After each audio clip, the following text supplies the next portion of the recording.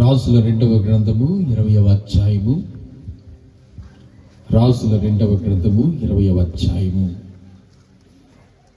మొదటి వచనాన్ని మనము చదువుకుందాం. రాజుల 2వ గ్రంథము 20వ అధ్యాయము మొదటి వచనం. ఆ దినములలో హిజ్కియాకు మరణకరమైన రోగము కలుగగా ఆమోజు కుమారుడును ప్రవక్తయునైన యెషయా అతని యొద్దకు వచ్చి, నీవు మరణమవుచున్నావు, బ్రతుకవు గనుక నీవు నీ ఇల్లు చక్కబెట్టుకొనుమని యెహోవా సెలవిచ్చుచున్నాడని చెప్పగా. చిన్న ప్రార్థన చేద్దాం. ప్రభు ఈ రాత్రి మనల్ని దర్శించినట్లుగా, తన వాక్కు ద్వారా మనతో మాట్లాడినట్లుగా ప్రతి ఒక్కరము ప్రభుకి మనం అప్పగించుకుందాం. ప్రభువా, ఈ రాత్రి నీ వాక్కు ద్వారా నన్ను దర్శించండి, నాకు సహాయం చేయండి, నాతో మాట్లాడండి. ఈ ప్రారంభ దినమున, ఈ యొక్క రాత్రి వేళ, ఈ మొదటి రాత్రి కుడికలో ప్రభువా నీ పాదసన్నిధికి వచ్చాను. Lord, please talk to me, talk to my life. నా జీవితంతో మీరు మాట్లాడండి, నా పరిస్థితులతో మీరు మాట్లాడండి అని ప్రభుని అడుగుదాం. ప్రేమపూర్ణుడు మా ప్రియ పరలోక తండ్రి, నీ పరిశుద్ధ నామను బట్టి వందనాలు, స్తుతులు, స్తోత్రాలు చెల్లిస్తూ ఉన్నాను. ఈ రాత్రి వేళ ప్రారంభించబడి కూడికలో దేవా, ఇప్పటి వరకు పాటల ద్వారా నీ నామాన్ని సంకీర్తన చేయడానికి, మహిమపరచడానికి మీరు ఇచ్చినటువంటి ధన్యత, అవకాశం బట్టి నీకు స్తోత్రాలు చెల్లిస్తూ ఉన్నాను. ఈ రాత్రి వేళ నాయన ప్రకటించబడినటువంటి నీ దైవదాసుల్ని ప్రభువా ఆగన్ ప్రకాష్ గారిని మా మధ్యకి తీసుకొచ్చారు. నీ దాసులు ప్రభువా మా ముందు నిలబడ్డకు ముందుగా నీ లేఖనాల నుంచి కొన్ని హెచ్చరికలు మేము పరిశీలన చేయడానికి మాకు సహాయం చేయండి. అల్పుని మరుగుపరచండి, బూడిద చేయండి, నీ సిలువ చాటున దహించండి. నాతో మా అందరితో మీరే మాట్లాడమని క్రీస్తు నామమున ప్రార్థించి వేడుకుంటున్నాము తండ్రి, ఆమేన్. క్రీస్తునందు చేరిన ప్రియులందరికీ నా హృదయపూర్వక వందనాలు. వేదికను అలంకరించినటువంటి దైవ సేవకులకి, ఆహ్వానించబడ్డ దైవ సేవకులు ఆగమన్ ప్రకాష్ గారికి ప్రత్యేకమైన వందనాలు తెలియజేస్తా ఉన్నాను. ఈ యొక్క 2026వ సంవత్సరాన్ని ప్రభు మనకెంతగానో ప్రేమించి మరి అనుగ్రహించినటువంటి ఈ యొక్క 9వ వార్షికోత్సవ పరిశుద్ధ సమాజ కొడుకులను బట్టి దేవుని ఎంతగానో స్తుతిస్తా ఉన్నాను. అలాగే కొత్తగూడెం అనుబంధంగా ఉన్నటువంటి పరిచర్యలు, స్థానిక సంఘాలు, అలాగే ఎష్కోలు పరిచర్యలన్నిటిని బట్టి దేవునామాన్ని స్తుతిస్తూ మరి చేరి వచ్చినటువంటి ప్రియులందరికీ కూడా నా యొక్క అభినందనలు తెలియజేస్తా ఉన్నాను. కనుక ఈ యొక్క రాత్రి వేళ దేవుని యొక్క వాక్యంలో నుండి కొన్ని సంగతులు మనం ధ్యానం చేద్దాం. దయచేసి దేవుని యొక్క వాక్యాన్ని శ్రద్ధగా వినండి, జాగ్రత్తగా దేవుని మాటలు వినండి. ఆయన మాట మన జీవితాలకు దీవెనకరం, ఆశీర్వాదకరం, మనలను బ్రతికించగలిగిన శక్తివంతమైన వాక్యం. కనుక మనము బ్రతుకుటకు, బ్రతికించబడ్డకు అవసరమైన శ్రేష్టమైన వాక్కును ఈ రాత్రి ప్రభు మనకు అనుగ్రహించడానికి ఇష్టపడతా ఉన్నారు. కనుక పరిశుద్ధాత్మ దేవుని సహాయంతో ప్రార్థనా పూర్వకంగా దేవుని మాటలు వినవలసిందిగా ప్రభు పేరిట ఒకరికి తెలియజేస్తా ఉన్నాను.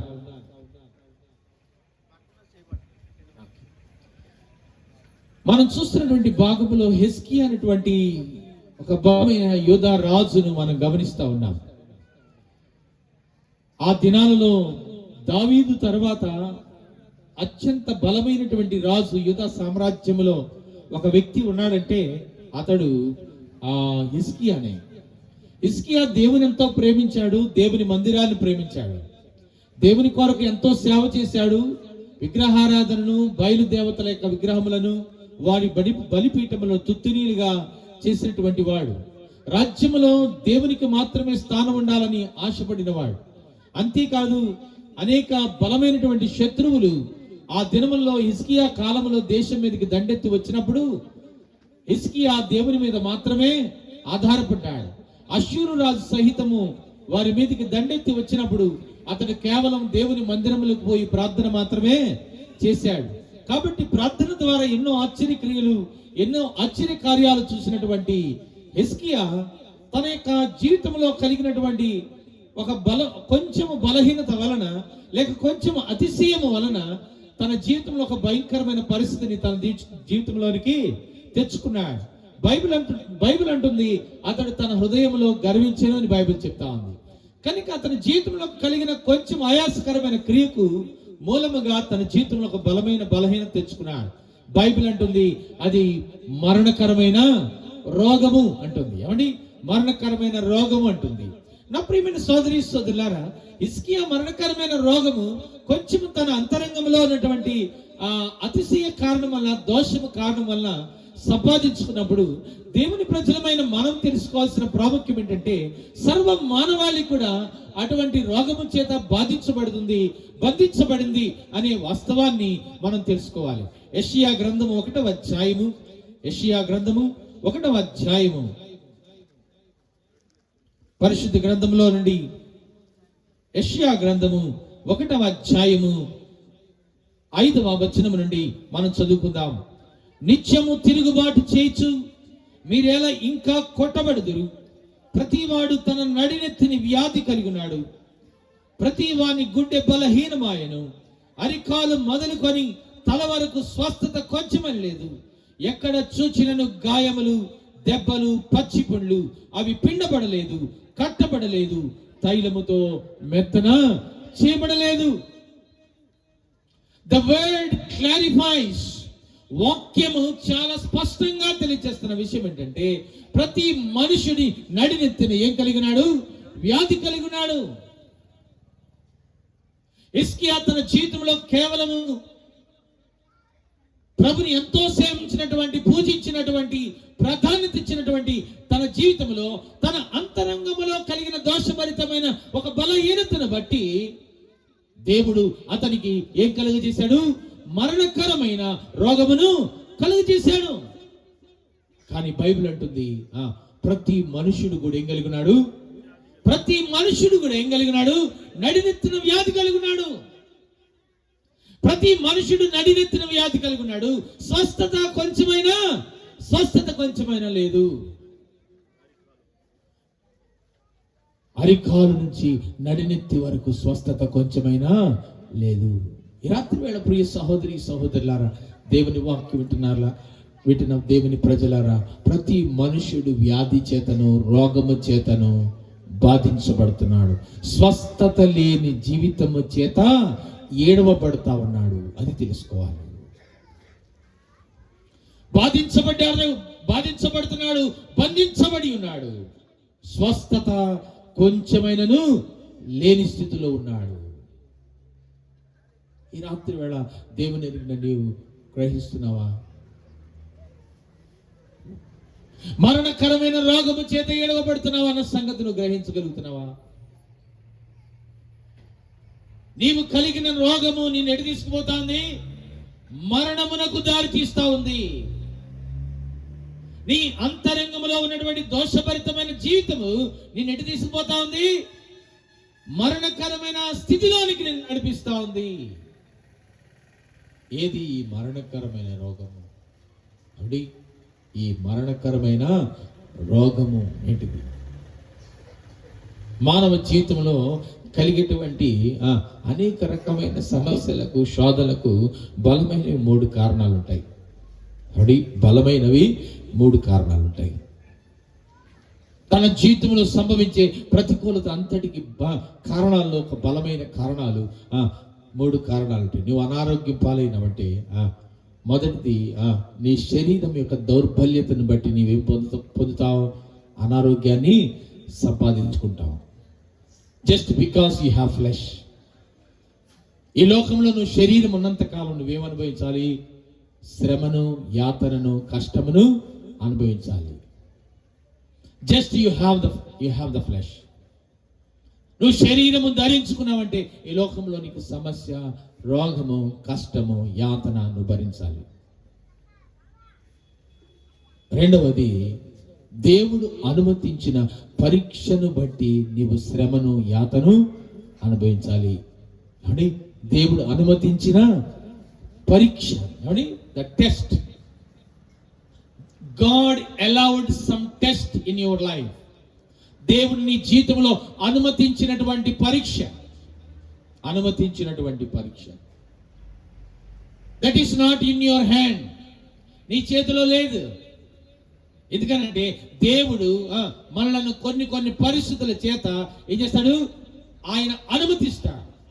కొందరు ఇలా అంటారు, నేను బాగా ప్రార్థన చేసుకుంటానండి, ఏ కోటం వదలనండి, ప్రార్థన అత్యధికంగా ప్రేమిస్తానండి, ఎప్పుడు చూసినా దేవుని సన్నిధిలో గడుపుతానండి, దేవుని ప్రేమిస్తానండి, సంఘాన్ని వెంబడిస్తానండి, పరిచయం చేస్తానండి అంట.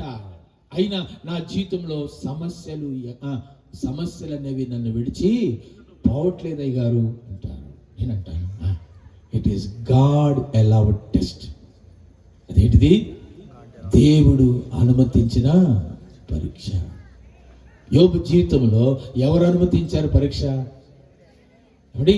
యోబు జీవితంలో ఎవరు అనుమతించారు పరీక్ష? God allowed test. దేవుడే ఆ పరీక్షను అనుమతించాడు. దేవుడే ఆ పరీక్షను అనుమతించాడు.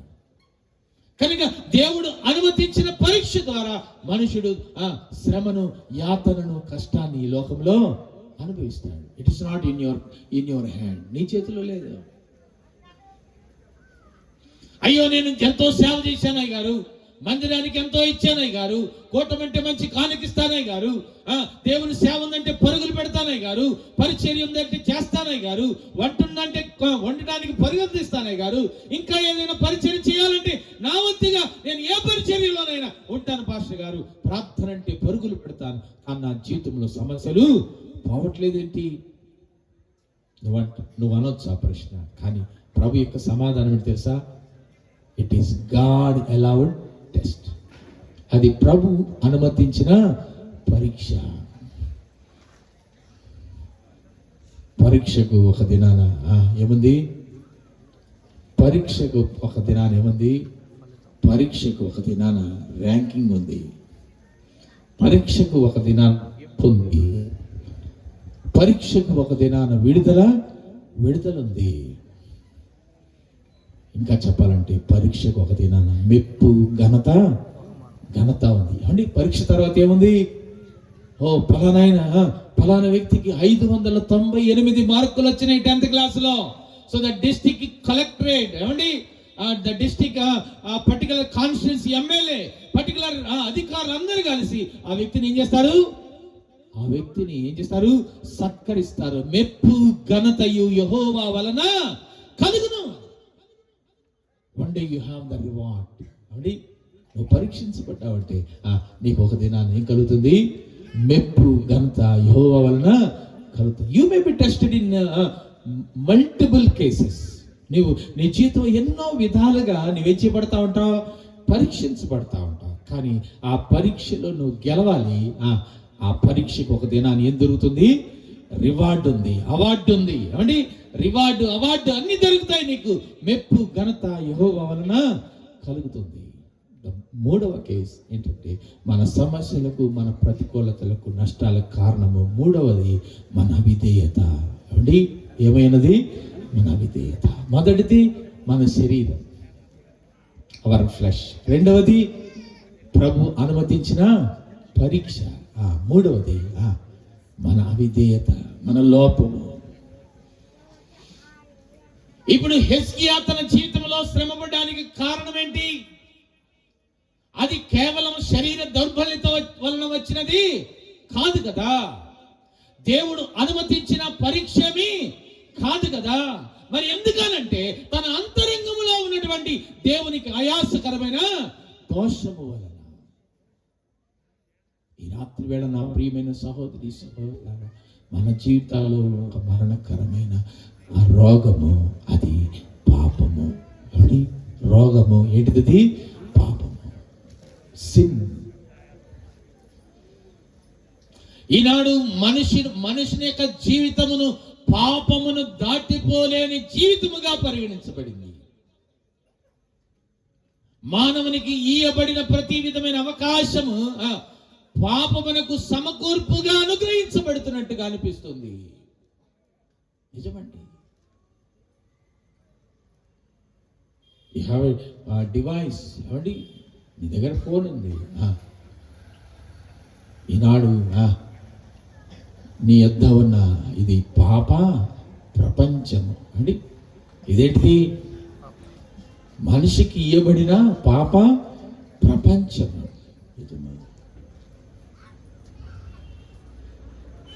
ప్రతి విధమైన దోషభరితమైన జీవితాన్ని నిస్సిగ్గుగా మనుషులకు ఇంజెక్ట్ చేసేటువంటి సాధనం ఇది. ఆ వస్తున్నటువంటి యాడ్లు కానీ ప్రేరేపిస్తున్నటువంటి విధానాలు కానీ వారు మాట్లాడుతున్నటువంటి విషయాలు కానీ నిస్సిగ్గుగా సమాజము తల వంచుకునేటువంటి విషయాలవి. ఈనాడు పాపమును నేర్పించటానికే కొన్ని కంపెనీస్ బలంగా పనిచేస్తూ ఉన్నాయి. అలా ఓపెన్ చేయగానే చాలు వచ్చే యాడ్లు కూడా ఎటువంటివి? నిస్సిగ్గుగా మనుషులను పాపమునకు ప్రేరేపించేటువంటి విషయాలు. ఎటుపోతుంది జీవితం, ఎటుపోతుంది సమాజము, ఎటు నడిపిస్తున్నారు ప్రభుత్వాలు? నిజమండి.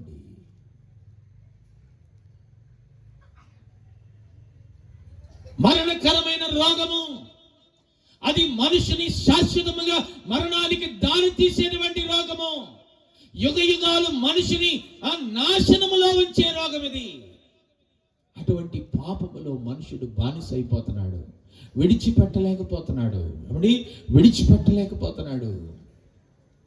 ఈడవబడుతూ బ్రతుకుతున్నాడు. ప్రభు ఎంత విచారిస్తున్నాడో అర్థం చేసుకోలేని వానిగా ఉన్నాడు. హెస్కేలు గ్రంథము 18వ అధ్యాయము, హెస్కేలు గ్రంథము 18వ అధ్యాయము. త్వరగా చూద్దాం దైవసేవకులున్నారు. హెస్కేలు గ్రంథము 18వ అధ్యాయము.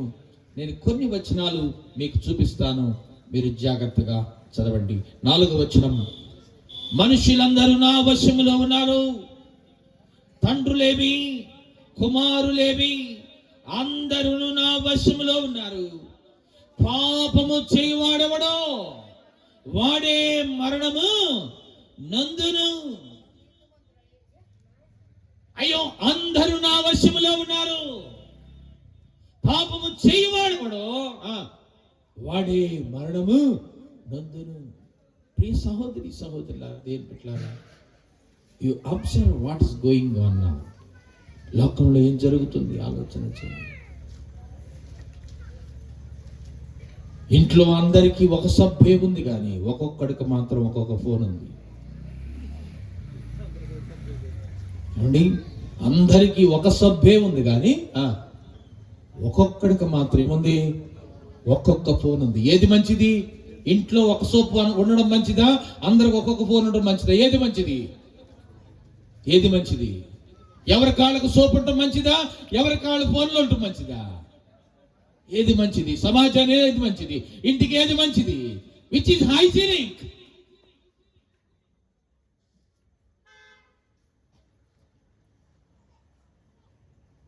తల్లి యొక్క పరిస్థితుల్లో ఆమె ఫోన్లో ఆమె ఉంది, తండ్రి పరిస్థితిలో ఉన్నాడు, బిడ్డల జీవితాలు బిడ్డల పరిస్థితుల్లో ఉన్నారు. ఎవరికి వారే యమునా తీరైపోయా.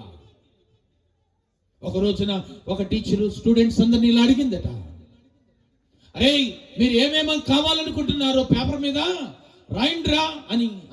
అంటే స్టూడెంట్స్ అందరు రాసినారట, నేను కలెక్టర్ కావాలి మా జిల్లాకి, నేను పోలీస్ సూపరింటెండెంట్ కావాలి మా ప్రాంతానికి, నేను ఎమ్మెల్యేని కావాలి మా నియోజకవర్గానికి, నేను ఫలానా కావాలి, ఫలానా ముఖ్యమంత్రిని కావాలి మా రాజ్యానికి, ఫలానా ప్రధాని కావాలి మా దేశానికి, నేను రాష్ట్రపతి అవ్వాలి, నేను మిలిటరీలో ఉండాలి, దేశానికి సేవ చేయాలి. మొత్తం పేపర్లన్నీ తీసుకొని ఇంటికి వెళ్ళింది. రాత్రి వేళ కూర్చొని తన స్టూడెంట్స్ ఏమి రాశారో చూసి వాటిని కరెక్షన్ చేయడం ప్రారంభించింది. వాళ్ళకి వెరీ గుడ్ అని పెట్టడం ప్రారంభించింది, ఆల్ ది బెస్ట్ అని పెట్టడం ప్రారంభించింది. అన్ని పేపర్లు వస్తూ ఉండగా ఒక పేపర్ దగ్గరకు వచ్చేళ్ళకి ఏడవడం ప్రారంభించింది. ఒక పేపర్ దగ్గరికి వచ్చేళ్ళకి ఏడుస్తా ఉంది, అయ్యో గొల్లుని ఏడుస్తా ఉంది.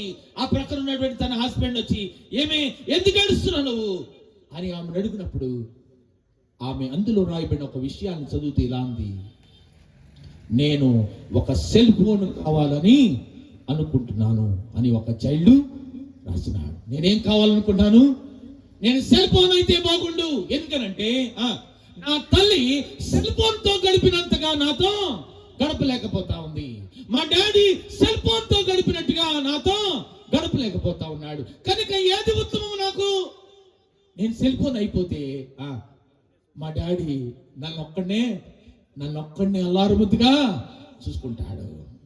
మా మమ్మీ నన్ను చాలా కేర్గా చూసుకుంటుంది. ఫోన్ ఎంత కేర్గా చూసుకుంటుందో నేను మా మమ్మీ చేత అంత కేరు పొందుతాను. ఇవి ఏడవలసిన దినాలు, ఇవి ఏడవలసిన దినాలు. పరిగెత్తుతున్నావా? బిడ్డలను పట్టించుకోని స్థితిలో ఉన్నావా? ఏదో వస్తుందనుకో తిరుగుతున్నావా? అందరు గడుస్తున్నారు, నేను కూడా గడిపేస్తున్నా జీవితం అనుకుంటున్నావా? ప్రమాదకరమైన కాలం.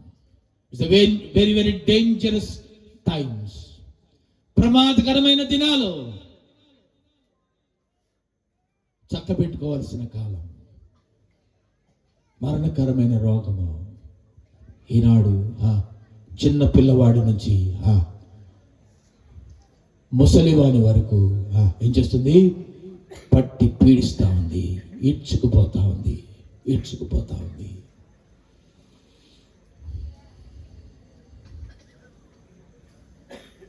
రెండవది మన పరిచయాలు, అవర్ రిలేషన్షిప్. ఈనాడు మనిషిని మరణకరమైన రోగంలోనికి ఈడ్చుకుపోయే సాధనాల్లో ఏమున్నాయి? మన పరిచయాలు, మన సంబంధాలు, మన సహవాసాలు, our relationship, our fellowship, our friendship. ఎవడమ్మకి రమ్మన్నాడు రా నిన్ను ఆస్తంతా అని తండ్రి అడిగితే 15వ అధ్యాయం లోకాసు వార్తలో ఏం చెబుతాడు కుమారుడు? రేయ్, ఆస్తంతా ఎవడు అమ్ముకు రమ్మన్నాడు రా నిన్ను అని అడిగితే లోకాసు వార్తలో 15వ అధ్యాయంలో ఉన్న చిన్న కుమారుడు ఏమని చెప్తాడు? దానికి సమాధానం పెద్దవాడు చెప్తున్నాడు. ఏమని? వాడు వేశ్యలతోనూ వాడు తన స్నేహితులతో గడుపుటకు వాడు ఏం చేశాడు? వాడు తన ఆస్తిని అంతటినీ పాడు చేశాడు. Who told you to sell your property? Who made you to convert the gold and silver into currency? ఎవరు చెప్పా తన గోల్డ్ అండ్ సిల్వర్ ని ఆ యొక్క ద్రవ్యంలోనికి కన్వర్ట్ చేసుకోమని? కొద్ది దినాలుండి కన్వర్ట్ చేసుకొని సమస్తము నాశనం చేయడానికి దూరదేశము వెళ్ళిపోయినటువంటి ఈ చిన్న కుమారుడు. కారణం ఎవరు? కారణము వాని పరిచయాలు. కారణం ఎవరు? వాని పరిచయాలు. గమనించిన ప్రియులారా, కారణం ఎవరు? వాని పరిచయాలు, వాని సంబంధాలు, వాని స్నేహితులు. వాడి వల్లే మా అబ్బాయి పాడైపోయాడండి. ఇదంతా శుద్ధ అబద్ధం. ఎందుకు చెప్పనా? వాడే మన అబ్బాయి వల్ల ఏమైపోయాడు? పాడైపోయాడు. అది ఒప్పుకోవాలి మనం. ఫలానావాడు సావాసం బట్టి నాకు మా వాడు అయిపోయాడండి. నో, మావాడు సవాసం పట్టినాక వాడే ఇలా అయిపోయాడు. అది నువ్వు ఒప్పుకోవాలి. మరణకరమైన రోగము ఈనాడు మనిషిని ఏం చేస్తా ఉంది? ఈడ్చుకుపోతా ఉంది. ఎంతమంది సముద్ర ఒడ్డు స్నానానికి పోయి చనిపోవట్లేదు పిల్లలు? ఎంతమంది బీచ్లకు పోయి చనిపోవట్లేదు? ఆ మధ్య కాలంలో పాస్టర్ గారు ఎంత ఎత్తు ఎదిగిన తనంత ఎత్తు ఎదిగిన 2 కుమారుల్ని 1500 ఇచ్చి ఏం చేశాడట? బీచ్కి పంపించాడట. అడగలేదంట, మధ్యలో పని చేశాడంట పిల్లవాడు. అంటున్నాడు, మా వాడు 1500 అడిగాడు, అందుకని నేనేం చేశా? ఫోన్ పే చేశానన్నాడు. బిడ్డలు చక్కగా పాడు కొడతారు, బిడ్డలు చక్కగా పాడతారు, దేవుని ఆరాధిస్తారు. పాస్టర్ గారు అంత ఎత్తైపోయారు. కొద్ది దినాలు ఆగితే పాస్టర్ గారిని 2 భుజాల మీద మోసుకుంటూ సేవ చేస్తారు. అంతెత్తెదిగిపోయిన కుమారులు ఏమైపోయారు? కారేసుకొని సహవాసానికి పోయి ఏమైపోయారండి? అందుకేనా పుట్టింది నువ్వు? అందుకేనా తల్లిదండ్రులు పెంచింది నిన్ను? అందుకేనా నీ కొరకు కష్ట కూలి చేసి నిన్ను చదివించింది తల్లిదండ్రులు? నిన్ను అల్లారు ముద్దుగా పెంచి జాన్సన్ బేబీ ఆయిల్ వాడి, పౌడర్లు వాడి నిన్ను చక్కగా అల్లారు ముద్దుగా పెంచింది. ఎందుకండి? ఎటు పోతుందో సమాజం జాగ్రత్త గమనించు.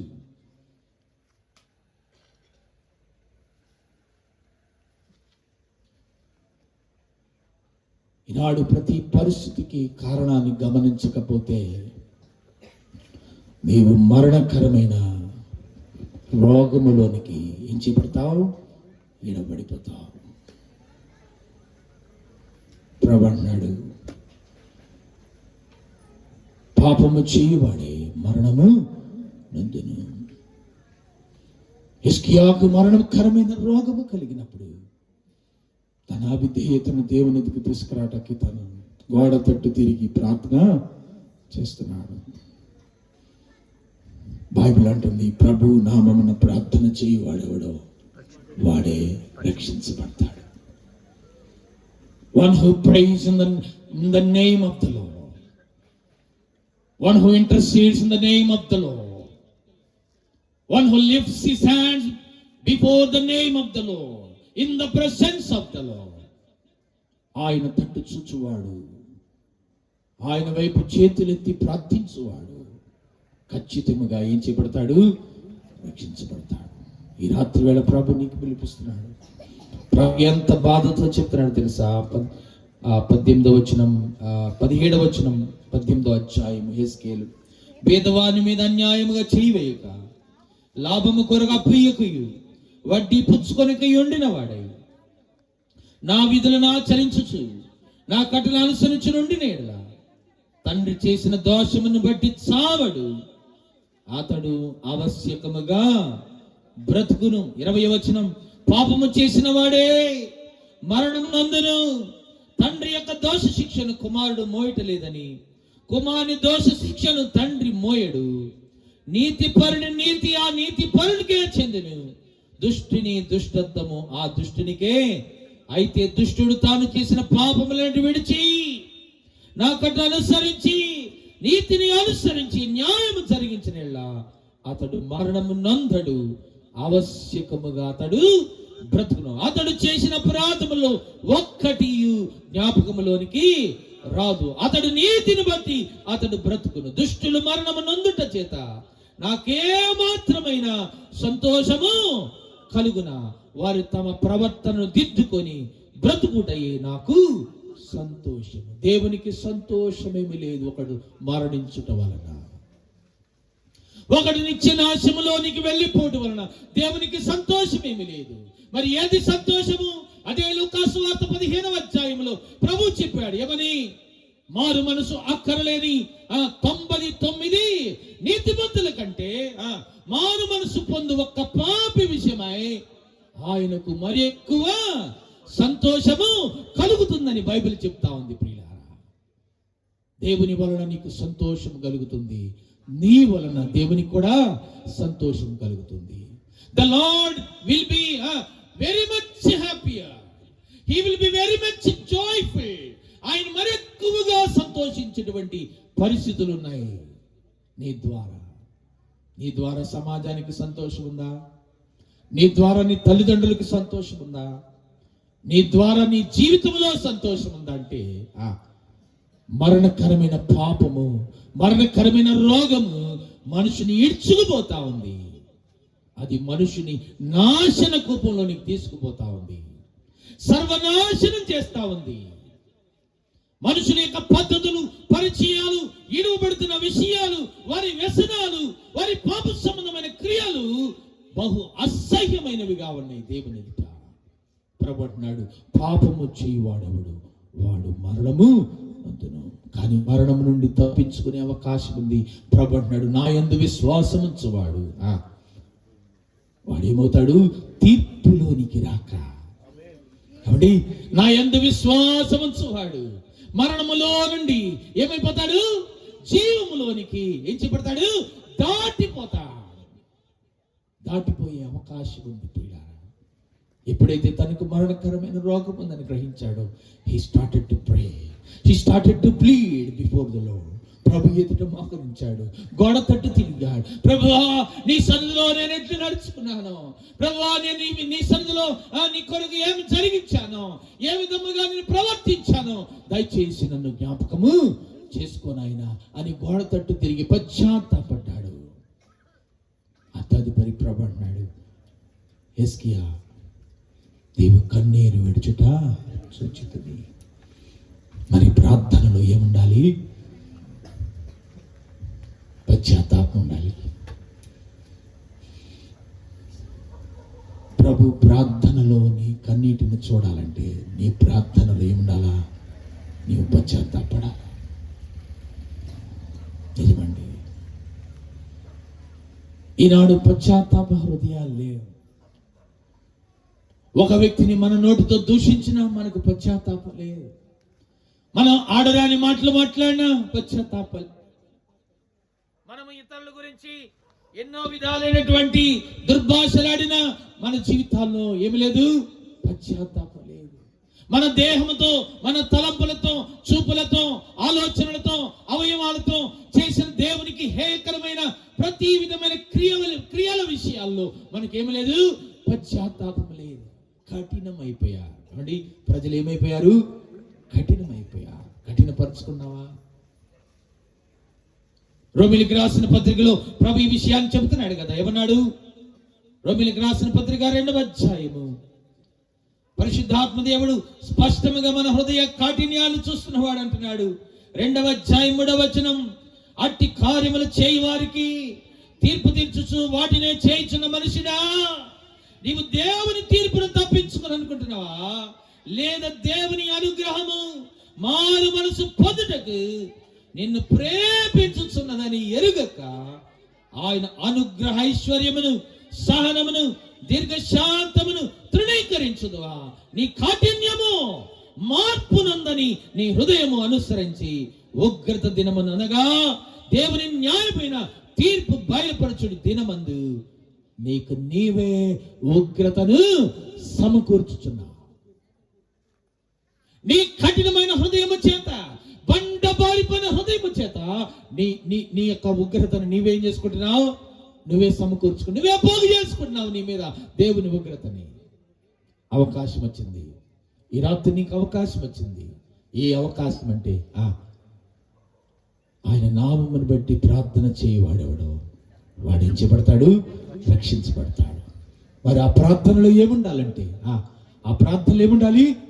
పశ్చాత్తాపం ఉండాలి. ప్రభు అంటున్నాడు, హిజ్కియా నీవు కన్నీరు విడుచుట చూచుతనే. రెండవది నీ ప్రార్థన అంగీకరించిన. చూతర వచనము 2వ రాజుల గ్రంథము, త్వరగా మనకు సమయం లేదు. 2వ రాజుల గ్రంథము 20వ అధ్యాయము 5వ వచనం, నీవు తిరిగి నా ప్రజ అధిపతి హిజ్కియాతో పోయి అతనితో ఇట్లనము, నీ పితరుడైన దావీదుకు దేవుడు యెహోవా ఇలాగ సెలవిచ్చింది ఏమనగా, నీవు కన్నీళ్లు విడిచి చూచుతని. నీ ప్రార్థన నేనేం చేశాను? 4వ అధ్యాయం ఆది కాండంలో 2 అన్నదమ్ములు ఉన్నారు. వాళ్ళ పేర్లు కయ్యూను, హేబేలు. బైబిల్ అంటుంది, ఆయన కయ్యూనును చూచి కయ్యూనును బట్టి అతని అర్పణను లక్ష్య పెట్టలేదు. హేబేలును చూచి హేబేలును బట్టి అతని అర్పణను లక్ష్య పెట్టాను. ఇంతకీ ఏది గొప్పది? అర్పణ, హేబేలా? ఇంతకీ ఏది పనికిరాంది? అర్పణ, కయ్యనా? పుచ్చకాయలు రెండు పుచ్చకాయలే. ఏ పుచ్చకాయనా ఒకే దేవునికి. కొబ్బరికాయే. అది పుచ్చిపోయినా కొబ్బరికాయే, లోపల పుచ్చుకుపోయినా కొబ్బరికాయ. కొబ్బరికాయలో మార్పేం లేదు, పుచ్చకాయలో లోపమేం లేదు. కానీ లోపం ఎవరిలో ఉంది? లోపం ఎవరిలో ఉంది? కయ్యిలో ఉంది. God accept the person, not the material. దేవుడు మనిషినే అంగీకరిస్తాడు కానీ దేని చూడడు? అర్పణను, వస్తువును ఏమీ చూడడు. చాలా మంది అనుకుంటారు దేవుడు ఇచ్చేటప్పుడు నా ఇచ్చేదాన్నే చూస్తా ఉంటున్నాడేమో అనుకుంటారు చాలా మంది. No. God will not accept the thing, God will accept the person. దేవుడు ఎవరిని యాక్సెప్ట్ చేస్తాడు? వ్యక్తిని. అవునండి. కనుక ప్రార్థించడం ద్వారా మనం ఎలా మారాలి? ప్రార్థన అంగీకరించాడంటే దేవుడు ఎవరిని అంగీకరిస్తున్నాడు? అర్పణ అంగీకరించాడంటే దేవుడు ఎవరిని అంగీకరిస్తున్నాడు? అర్పణ అంగీకరించినప్పుడు హేబేలు అంగీకరించాడు. ప్రార్థన అంగీకరించినప్పుడు దేవుడు ఎవరిని అంగీకరిస్తున్నాడు? హిజ్కియాని దేవుడు అంగీకరిస్తున్నాడు. God is accepting the person.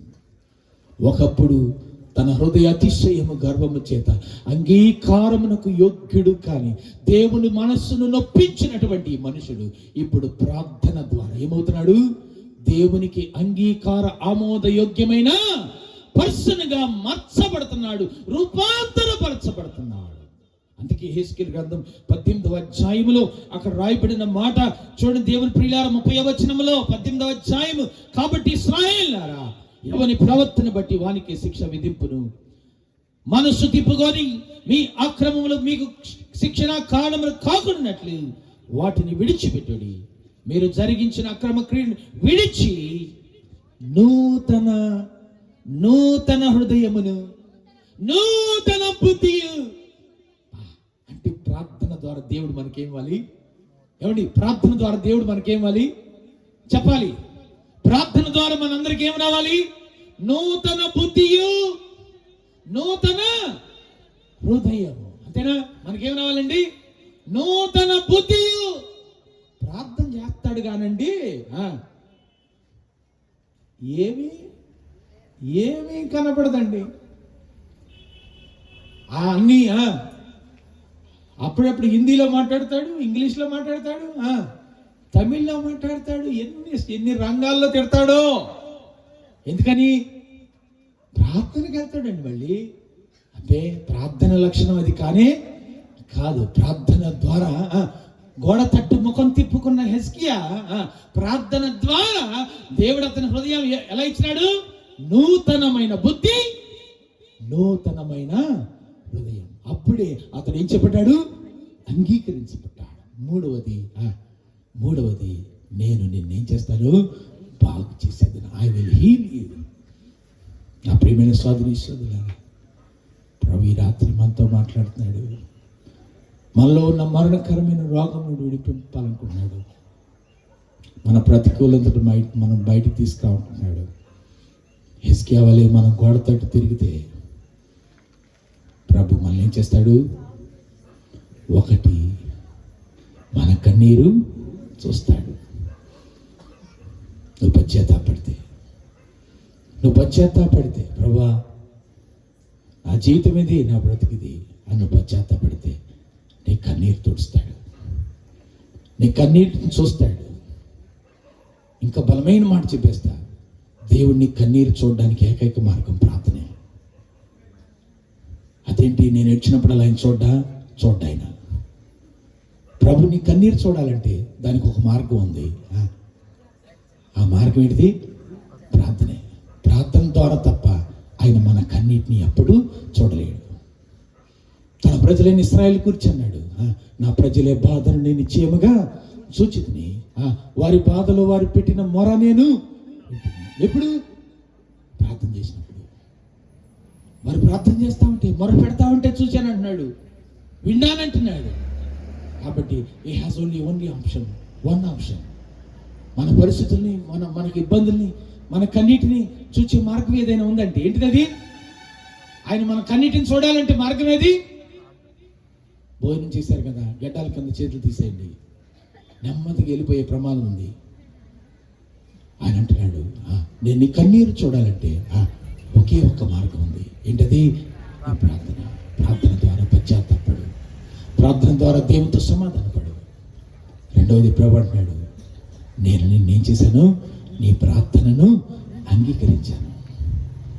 అంగీకరించబడితే చాలు. ఆ ప్రార్థన ద్వారా తన జీవితంలోకి ఏమొచ్చింది? నూతన బుద్ధియు నూతన హృదయం దేవుడిచ్చాడు. వాడు అంటున్నాడు, ఐ విల్ హీల్ యూ. ఎలా హీల్ చేస్తా ప్రభు అంటే ఆయన అంటాడు, హిమ్ము కంటే తెల్లగా. ఎలాగా? హిమము కంటే తెల్లగా, మీ పాపములు కెంపు వల్ల ఎర్రనివైనను అవి ఎలా మారుతాయి? హిమము కంటే తెల్లగా. ఈ రాత్రి వేళ పశ్చాత్తాపడతావా? ఈ రాత్రి వేళ ప్రభుకి నీ ప్రార్థన అంగీకారముగా మార్చబడే ఆ నూతన బుద్ధిని, హృదయాన్ని ఆహ్వానిస్తావా? సంపాదించుకుంటావా? ప్రభా నన్ను కడుగు, నన్ను బాగుగా కడుగు నాయన, నన్ను బాగు చేయి ప్రభా. శుద్ధమైన హృదయం నాకు దయచేయి, హిస్సోపుతో నన్ను బాగుగా కడుగు ప్రభా. అడిగితే ఆయన నీ హృదయాన్ని హిమము కంటే ఎలా మారుస్తాడు? తెల్లగా మారుస్తాడు. ఇంకొక మాట చెప్పి ముగించేస్తా. ఒకవేళ నువ్వు భౌతికంగా బలహీనతలో ఉన్నా కూడా, ఒకవేళ యు ఆర్ ఫిజికల్లీ ఇల్, నిజంగా నీకున్నటువంటి బలహీనత, అనారోగ్యం, శోధన, సమస్య, ప్రతికూలత, ఇబ్బంది ఏదైనా ఉన్నా ప్రభు మరలా నీకు ఇచ్చే మాటలు ఇవే. ఏం చెప్పనా, నీవు ప్రార్థన చేస్తే ప్రభు ఏం చూస్తాడు, నీ కన్నిటిని చూస్తాడు. నువ్వు పశ్చాత్తాపడాలి. రెండవది, నీ ప్రార్థనను అంగీకరిస్తాడు. మూడవది, ఆయన నిన్ను ఏం చేస్తాడు, బాగు చేస్తాడు. ప్రార్థన చేద్దాం, చిన్న ప్రార్థన చేద్దాం పిల్లలు. ఈ రాత్రి వేళ నా ప్రియమైన సహోదరి సహోదరుల దేవులారా, ప్రభుని దర్శిస్తున్నాడు. మరణకరమైన రోగము ఈనాడు ప్రజలందరినీ నాశనం చేస్తుంది. అది దేవుని ప్రజలను మరింతగా నాశన కూపంలోకి తీసుకెళ్తా ఉంది. ప్రభు తట్టు తిరుగుతావా? పశ్చాత్తాపడతావా? ప్రభా, ఈ రాత్రి నా ప్రార్థన అంగీకరించవా? ప్రభా, ఈ రాత్రి నా కన్నీరు చూడవా? ప్రభా, ఈ రాత్రి నన్ను బాగు చేయవా అని దేవుడు అడిగితే ప్రభు ఈ రాత్రి నీ కన్నీరు తుడుస్తాడు. రెండవది, ప్రభు నీ ప్రార్థన అంగీకరిస్తాడు. మూడవది, ప్రభు నిన్ను బాగు చేస్తాడు. నిజం, రాత్రి ప్రభు వైపు తిరుగుతాను. ఈ దీన ప్రార్థన ఆలకించవా, నా హృదయాక్రందన దయతో చెవియొగ్గవా. ఈ దీన ప్రార్థన ఆలకించవా, నా హృదయాక్రందన దయతో చెవియొగ్గవా. యేసయ్యా, నీ కార్యము జరిగించవా, నా ప్రభువా, నా బాధలు తోడుండవా. యేసయ్యా, నీ కార్యము నెరవేర్చవా, నా ప్రభువా, నా బాధలు తోడుండవా. దీన ప్రార్థన ఆలకించవా, హృదయాక్రందన దయతో చెవియొగ్గవా. దీన ప్రార్థన నీకై కనిపెట్టుకొనిన వారిని అవమానమందనీయకు. నీ యందే నమ్మిక గలవారిపై శత్రువు జయమందనీయకు. నీకై కనిపెట్టుకొనిన వారిని అవమానమందనీయకు. నీ యందే నమ్మిక గలవారిపై శత్రువు జయమందనీయకు. నీవే నా ఆశ్రయం, నా ఆధారము, నీవే నా బలము, నీవే నా ఆశ్రయం, నా ఆధారము, నీవే నా బలము. దీన ప్రార్థన ఆలకించవా, హృదయాక్రందన దయతో చెవియొగ్గవా. దీన ప్రార్థన నా ప్రియమైన సహోదరి సహోదరుడా, ఈ రాత్రి ప్రభు నిన్ను దర్శిస్తా ఉన్నాడు. అయ్యో, మనమందరము మరణకరమైన రోగములో ఉన్నాం. ప్రతి వాడు తన నడినెత్తిన వ్యాధి కలిగి ఉన్నాడు. అయ్యో, వారి కాలు నుంచి నడినెత్తి వరకు స్వస్థత కొంచెమైనా లేదు. ఈ రాత్రి ప్రభు దర్శిస్తూ ఉన్నాడు. ప్రభువా, నన్ను బాగు చేయి, నన్ను బాగు చేయి ప్రభు అని హిజ్కియా వలె గోడ తట్టు తిరిగి తన ముఖము ప్రభు తట్టు తిప్పినటువంటి హిజ్కియా వలె ప్రార్థన చేయి. రాత్రి ప్రభు తట్టు తిరుగు. ప్రభువా, నీ ఎదుట పశ్చాత్తాపడుతున్నాను. నా జీవితాన్ని బాగు చేయి, నా కుటుంబాన్ని బాగు చేయి, నా బిడ్డల జీవితాలు ప్రక్షాళన చేయి ప్రభువా అని దేవుని అడిగితే ఈ రాత్రి ప్రభు నిన్ను బాగు చేస్తాడు. పశ్చాత్తాపడతావా తమ్ముడు? పశ్చాత్తాపడతావా అక్క? పశ్చాత్తాపడతావా స్త్రీ సహోదరుడా? ఈ రాత్రి ప్రభు నీ కొరికే కదా ఈ గొప్ప అవకాశం ఇచ్చాడు కదా. ప్రభు తట్టు తిరుగు.